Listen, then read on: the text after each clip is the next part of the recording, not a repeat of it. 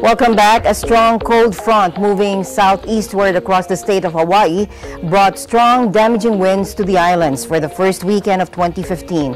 Here's Dessa Cenas for the report. The year started out beautifully for Hawaii, but on the second day, it's an entirely different story, as the whole state was put under advisory for possible flooding, high winds, and snow.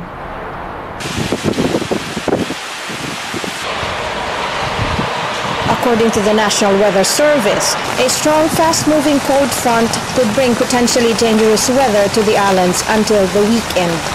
Meantime, hazardous blizzard conditions are expected at the state's highest elevation, the mountain of Mauna Kea in the Big Island, prompting authorities to issue blizzard and high wind warnings. Multiple power outages have been reported across the state. Hawaiian Electric Company continues to monitor the situation as it tries to restore electricity to its customers as soon as possible.